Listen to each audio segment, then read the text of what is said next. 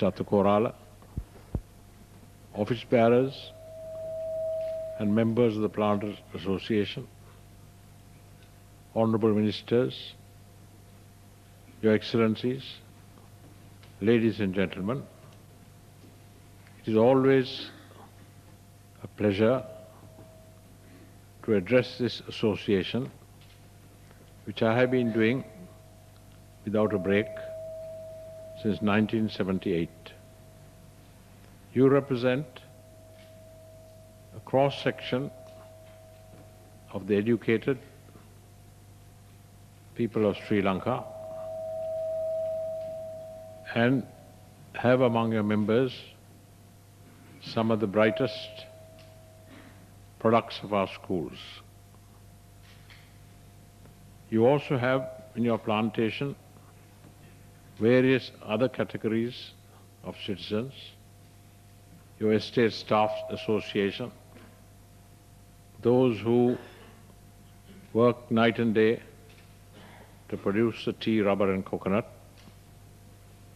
And therefore, the planting industry, we can accept, has been for almost 150 years one of the bulwarks of Sri Lanka's prosperity and progress.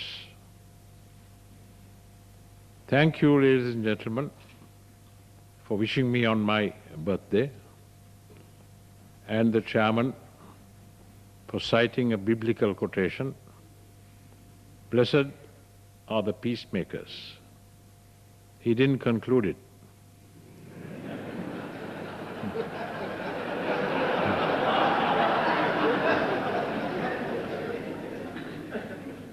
For they shall inherit the kingdom of God.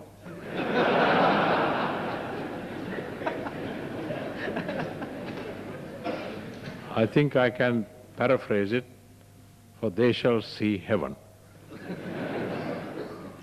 On August 8th, I almost did.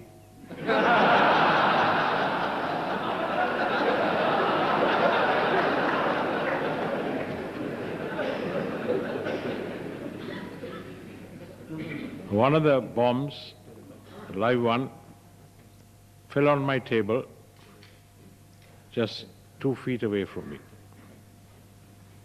It bounced off the table and fell 2 yards away from me and exploded.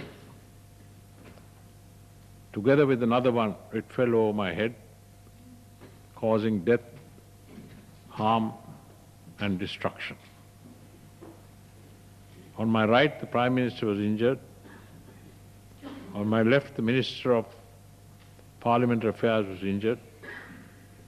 Behind us, a public servant was fatally injured, and several others, some died, some were injured.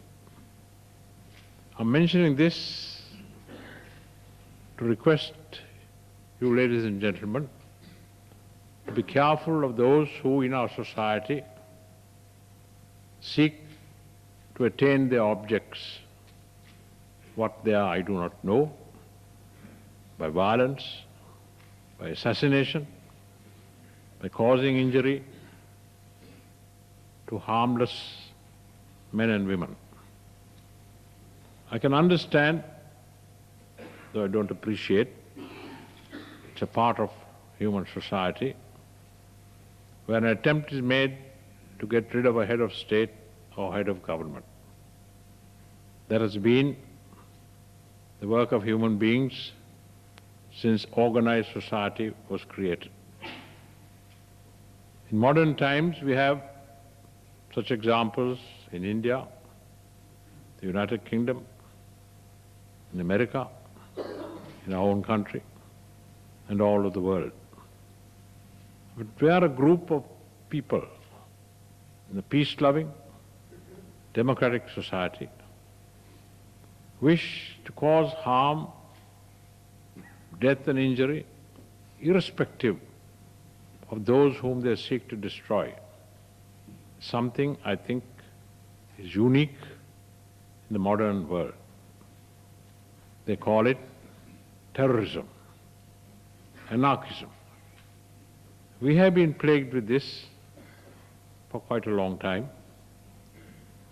In Mrs. Bandaranaike's time, her government was assaulted by what we now call the JVP, and attempts were made even to destroy her. I was in the opposition then. We, as members of the opposition, said publicly that we would support the government elected by the people and do whatever we can to prevent it being destroyed or overthrown by violence.